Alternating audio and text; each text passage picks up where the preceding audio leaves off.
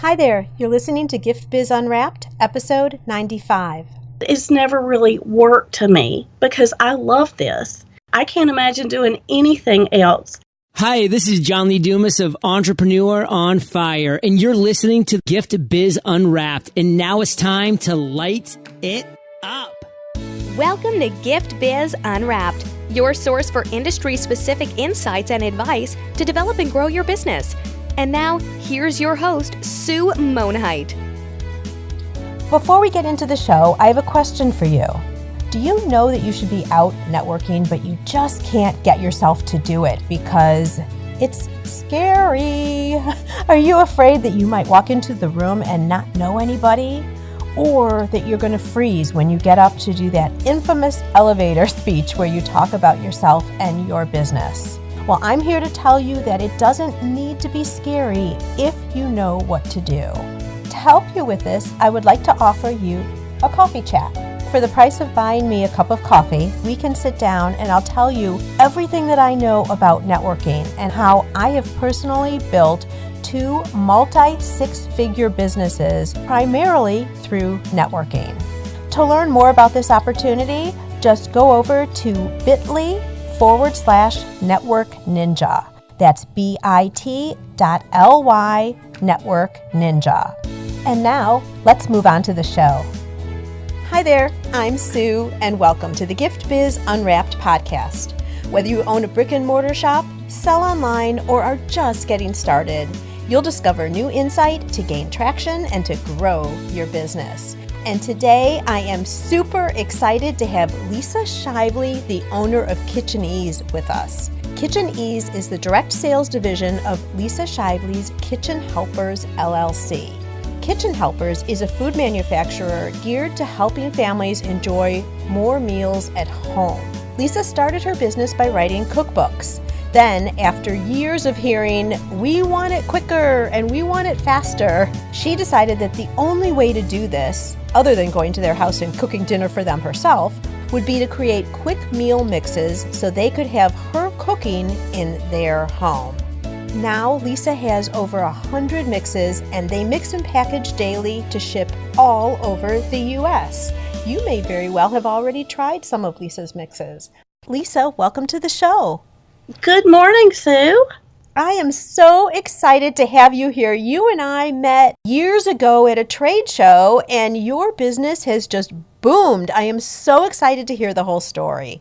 I am so excited to be here. I have loved you for many, many years, and I never see you enough, so to get to share this with you is amazing to me. Totally agree. We're going to start out in our traditional way, and that is by having you describe a motivational candle. It helps our audience see you just a little bit differently.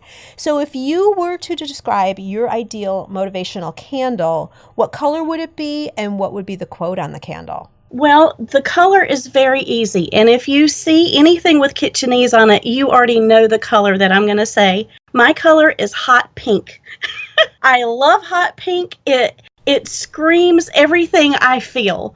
So hot pink is me all the way. I wear it almost every day, and it's on everything I seem to touch. My inspirational quote would be, and we use this a lot, keep in mind I'm a food manufacturer, so this one really speaks to me. We use this. It's bless the food before us, the family beside us, and the love between us. And the food that we are blessing is the food that we put together and send out all over the country every day. The family beside us is everybody that's enjoying that food. If you're eating my food, it's like I've been there cooking for you, and I don't cook for strangers, so you are family if you're eating my food. And the love between us, that's self-explanatory. We put love in everything we do, and we want people to know that, feel it, and taste it. Oh, I have shivers. That is so beautiful. Gift Biz listeners, when I talk about branding your product, you just heard it right there. Love it, Lisa. Love it, Good. love it, love it. All right, I want you to go back and tell the story. And I know there's a lot of stories that come from this, but how did you, in the very beginning, start deciding you were going to start cooking? Because that's not your education, as I recall. It is not my education. My background is in the chemistry lab. I was a stay-at-home mom at the time. This was in 2003. I'm in North Carolina. We had a terrible ice storm. We were home for about 3 weeks. The kids couldn't go to school. Things were getting nuts at my house. Everybody needed a project. My project became putting all my recipes together.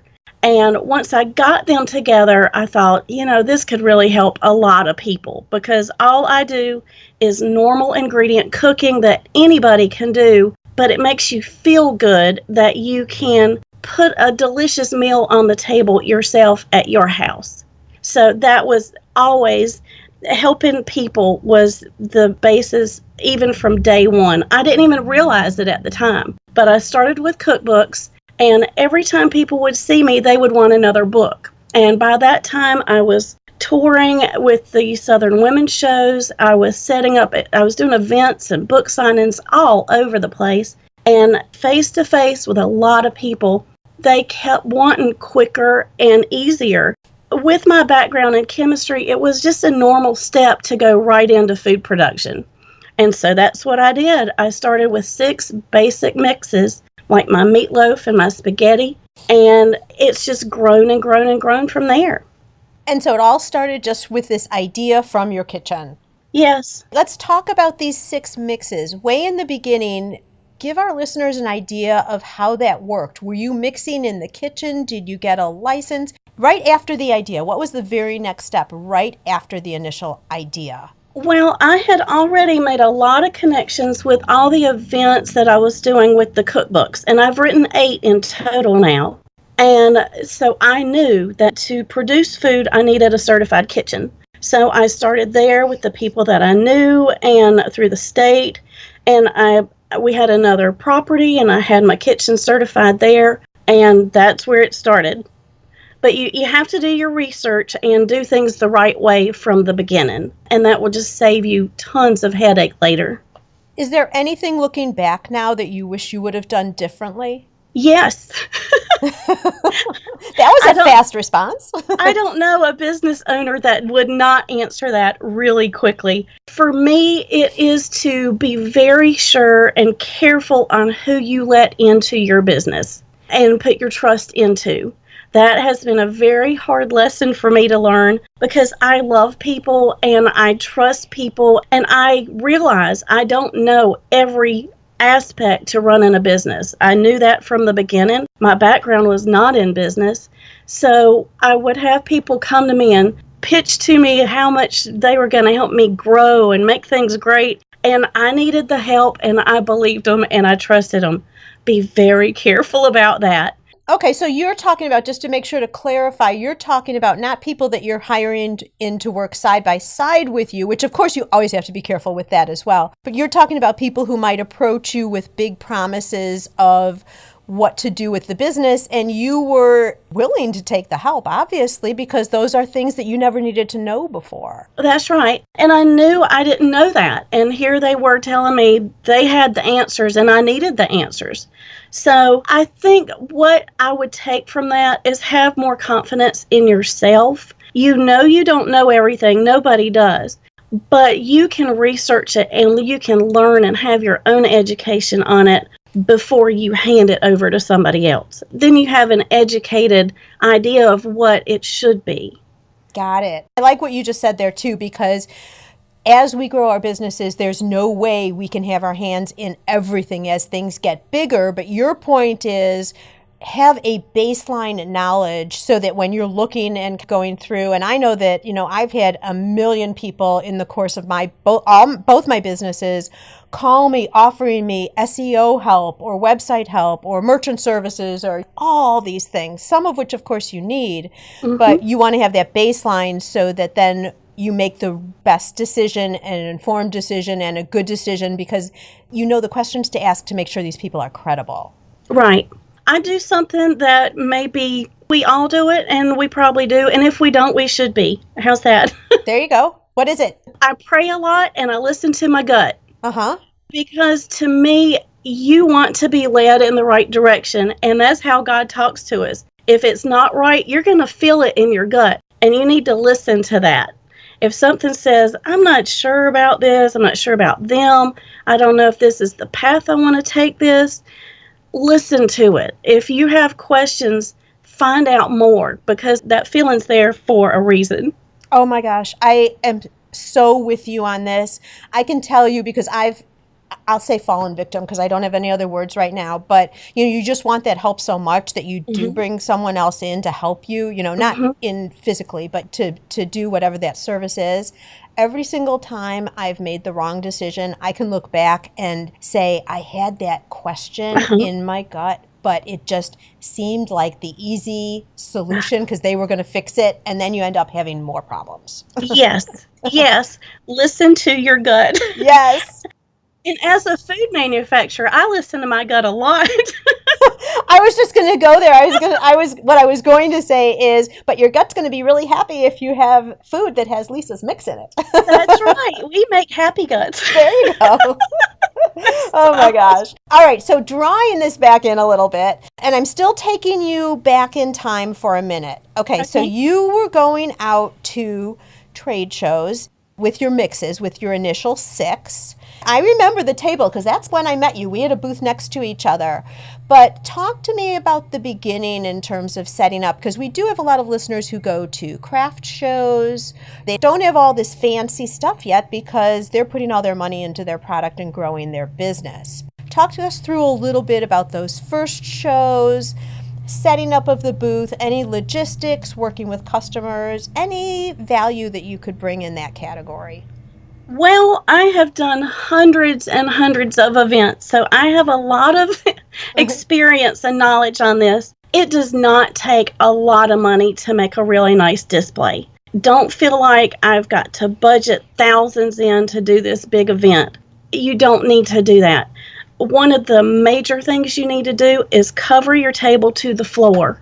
Whenever I see anybody who just flops a tablecloth across the top and you can see all their boxes underneath, I don't even stop there because I know they're not really there to do what they need to do. They haven't covered that detail. There's other details they're missing. So be sure to cover your table to the floor. Always have a tablecloth of some kind. You don't want it to be too busy because that will take away from your product.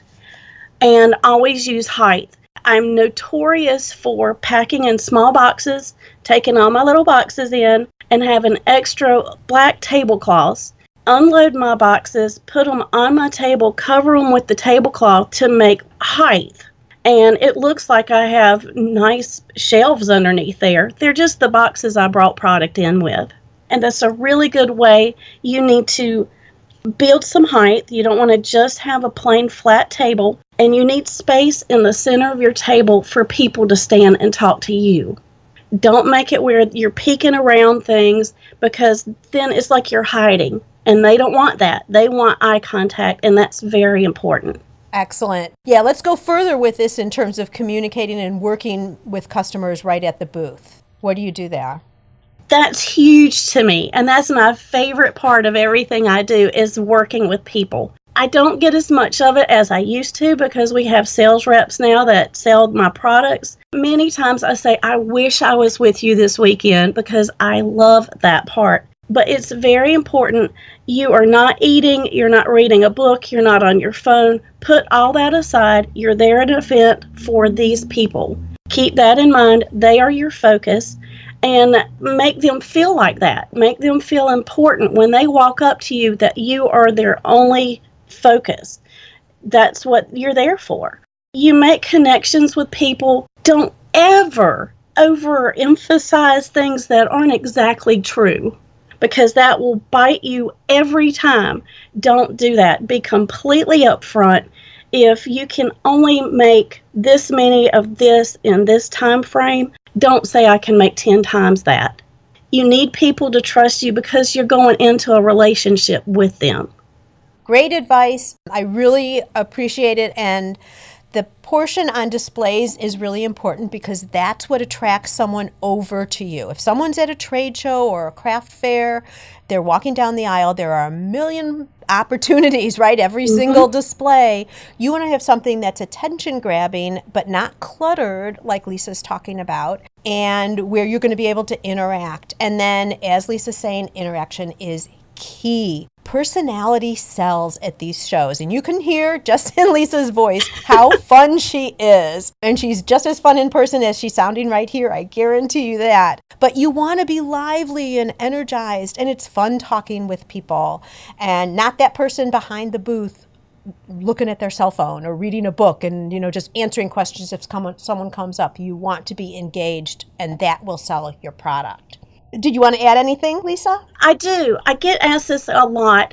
People want to take their husbands with them to work behind the table, or their kids. Don't do that. I've always found that doing a show by myself was the best way, because if there's somebody else behind the table with you, you're going to talk to them. And when people walk by, they're going to feel like they're interrupting you if they walk up, and they'll keep going. But if you're there and you look friendly and you greet them as they come by, they're going to stop and want to talk to you. It's all a matter of comfort and letting them know you are there for them. And would you say that for, what about like just country craft fairs? I love country craft fairs. Would you loosen that requirement of not having family with you at the booth? I mean, some people have multiple people at the booth because they need it to take care of everybody. Well, when that's the case, because when you build up and you do the bigger events, you really do need help. I would make really certain that both people know their role. You have one that talks to the customers and you have one that handles orders. Keep the one who handles orders behind, so it's obvious when they come up who they need to talk to. Now, when you're in the middle of the sale, then you'll hand them over to the other person. But I would make sure they have a work area behind so that it's all about you when you're out there in front of people. And yes, the smaller craft fairs, the church bazaars, things like that, they can be so successful. I do worry sometimes about people bringing their children because, of course, your children are going to want to run around. Mine did. I took them with me sometimes, and that's when I learned they're not going with me anymore because I would be distracted because I would see my oldest, Casey, when he was little, across the room getting ready to get into something, and I wasn't there with the customer, and I wanted to be. Even at that level, every level, you need to be there for them. I really like, and this is the first time I've heard this from anybody, I really like your idea of systematizing the table in terms of one person being the person interacting with the customer, possibly sampling. I don't know if you're still sampling, but you were at one time sampling and all of that. But when it comes time to order, you hand them off, which is really a nice, smooth flow, because then you're able to continue talking to more customers, but that person who's ready to place the order moves on, and then the order taker person also has their flow. So you're not constantly shifting from talking to placing orders. That's right. Well, and the person that is selling the product is not busy doing something else. Right. So they see, I need to ask her a question about this, then you're going to have her attention. There is something else. What was it? About food samples. Of course, we sample foods because I say, if I can get it in your mouth, you're going to want more. And that true. We do a lot of that. It is true. If you are selling food, be sure you're wearing gloves when you're handling everything. There are health department issues you need to deal with at different events. It's different every single one. Find those out before you get there. And make sure you have a small trash can near the front of your sampling for the taster spoons or napkins or whatever, because if not, they'll take a bite and leave their spoon on your table and walk away, and then you're left with a table full of dirty spoons. That's really important to keep clean, especially when you're selling food. Another thing, you've seen me, I know, I cook in my booth. I'm going to get the smell in the entire building. You're going to know when you walk in the door that Lisa Shively with Kitcheneez is there, and you're going to follow that smell straight to me. If you have a product that you can heat and cook and prepare that will get the smell going, do it. It's important. It makes a big difference. You can't tell from a package of my spices what that tastes like, or even what it smells like. So if I can draw you over and get it in your mouth, or even just get it in your nose, then you've got a better chance of making the sale. Excellent tips, you guys. I'm going to have all of this over in the show notes. So if you didn't catch everything, it's going to be sitting over there. Okay, so at this point, really, we've been talking about the past, which was really the Kitchen Helpers brand. Let's move on to Kitcheneez. Tell us what that's all about. Okay, about 2008 maybe, I was exporting palletfuls of product to Canada. I was selling wholesale to lots of stores, and it was good and it felt successful, but it did not feel what I needed. And any true businessman is just going la la la la la right now. It doesn't matter. You have to be happy with what your business is doing for you. I pulled out of exporting. I pulled out of the larger stores because I wanted to get my products to the people who really needed them. And I know with like a recipe you cut out of the newspaper, you're just going to cut that out and throw it in your junk drawer in the kitchen. You're never going to touch that. But if a friend of yours walks up and says, "Here, try this recipe, it's great," you are a lot more likely to try that than if you did it on your own and stuffed it away. So my thinking was, I need to get it into the homes of the people who need it. For me, that's busy families, busy moms. They have soccer practice, they have after school things, they're getting in late after work, but you still want to put a good meal on the table. So I changed my company and went direct sales at that point. And now we have sales reps all over the country, and we're looking into moving into Canada. But it was pivotal to what I do now. We are back into some stores, and I change and grow as we need. Again, follow your gut and don't say no too quickly. All kinds of possibilities come up, especially at events. If you go to an event and you sell $20 worth and you're really disappointed and you think this whole day was a waste, it probably wasn't if you did it right. If you did it right, that means you got information into people's hands. You talk to people. You may not know 6 months to a year after the event if it was successful or not. So don't ever beat yourself up after an event if you've done everything you could. That's really important to do. It's really important because I know a lot of people, now it's nice if you're at an event, if you can at least cover your initial costs, the booth costs, travel, all of that. If you break even, that's really nice. But the one thing everybody really should be thinking about is exactly what Lisa just said, is exposure of your product, because that lasts well into the future. You just don't want, you are forever going to events then to keep up if all you were doing was selling right at an event. So really important. That also goes along with brochures and everything else that you might have at a table that people can take away with them, because you want to make sure that they're able to remember your product whether they've made a purchase or not.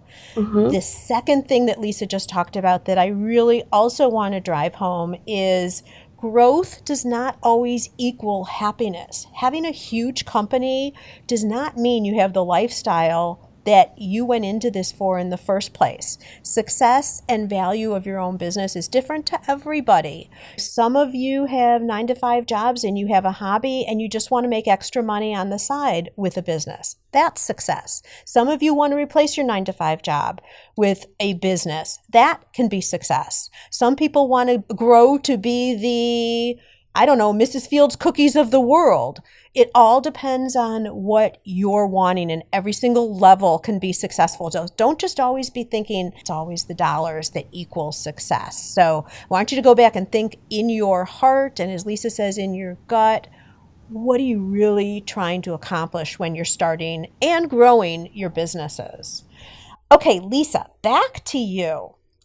All right, so now when you're transitioning into Kitcheneez, it's going to look entirely different. You've already talked about that a little bit, that you're not out at shows anymore. Your whole day in terms of what you're doing has changed.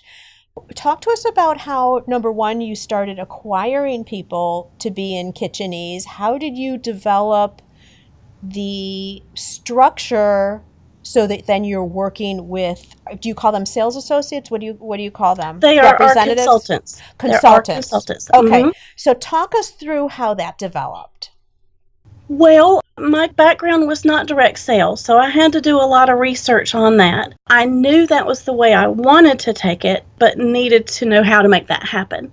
What pushed me over was one afternoon, a friend of mine called and said, "I've lost my job. Can you help me?" And you know me and helping people, I thought, well, yeah, I can help you. So that's when I decided I wanted a way for people to be able to sell my products and for them to also make a living doing it. Whatever they're looking for. If they're looking for just spending money on the weekends, whatever they're wanting out of it, they have their own business with us. My website designer is really who built the site so that it is multi-level and people sign up under other people. And because my background's not in direct sales, I don't do minimums. We don't beat you down if you haven't had so many people join you this month. There's none of that. It's much more important to me that we are a family that support each other no matter what. And it's not just in the business. I mean, we just had a baby born last night, and we've all welcomed the baby Lexi to the Kitcheneez family this morning. Oh, There's so much more to it, and that's what brings me happiness and joy. It doesn't matter who you're under. Everybody helps everybody.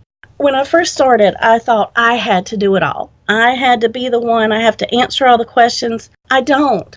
A lot of what we do is on Facebook. I built the company basically on Facebook, the direct sales end of it. We have a private group for just the consultants, and they share ideas and they make flyers, and any question anybody has, there's always somebody there to help.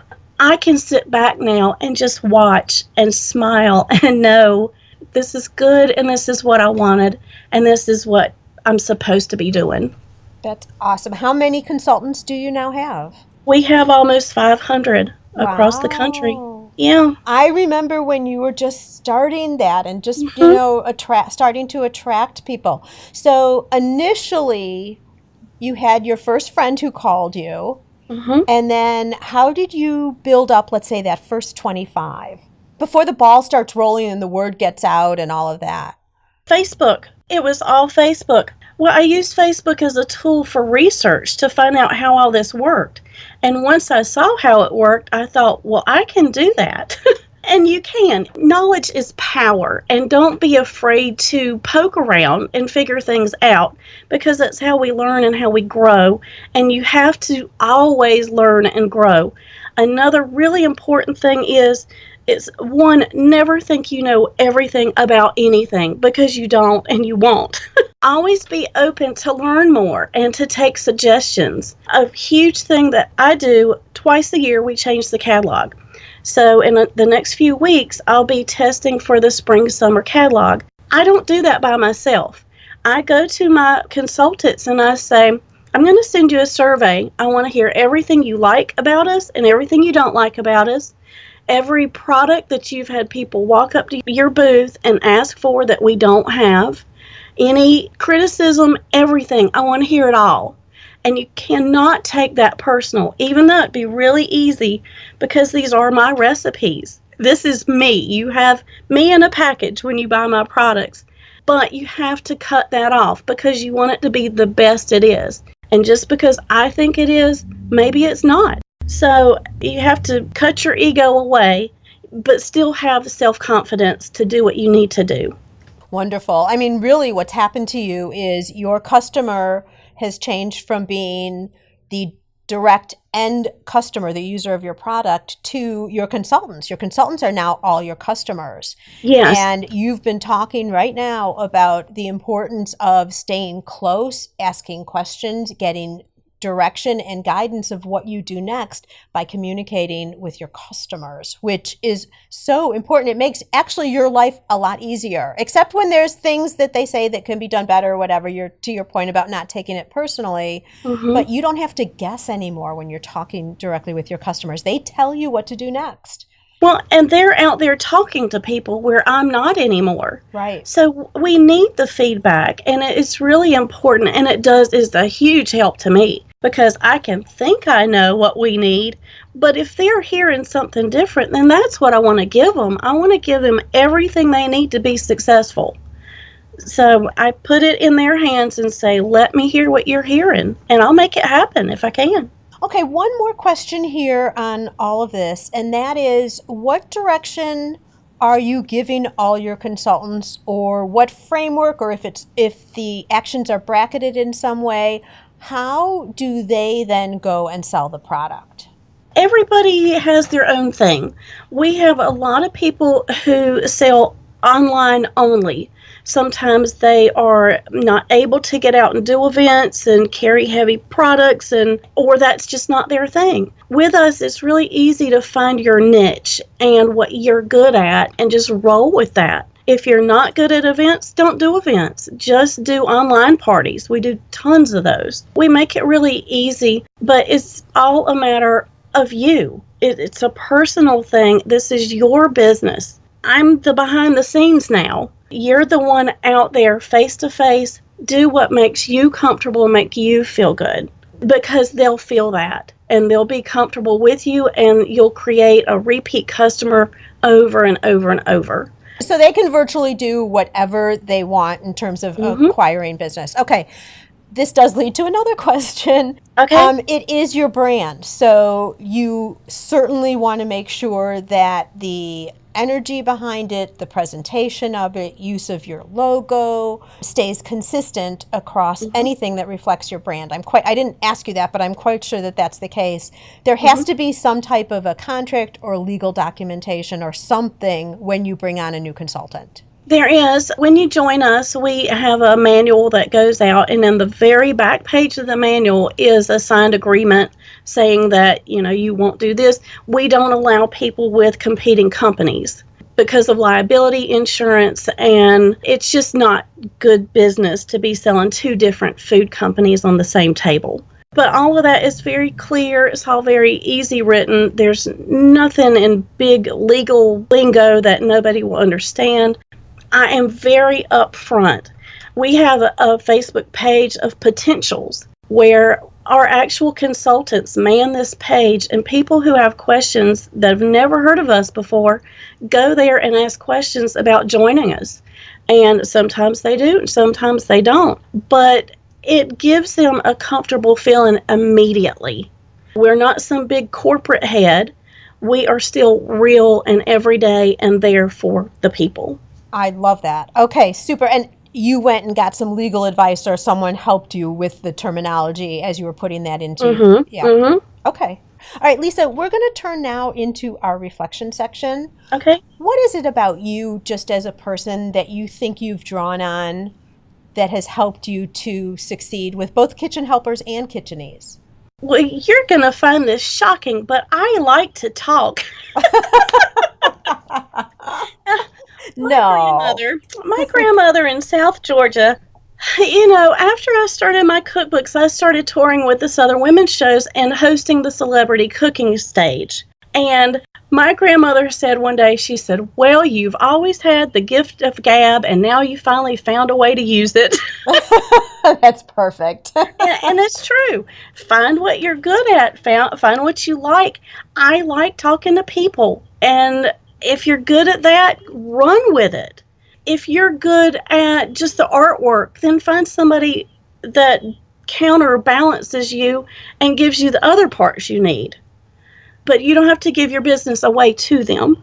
You still are the business.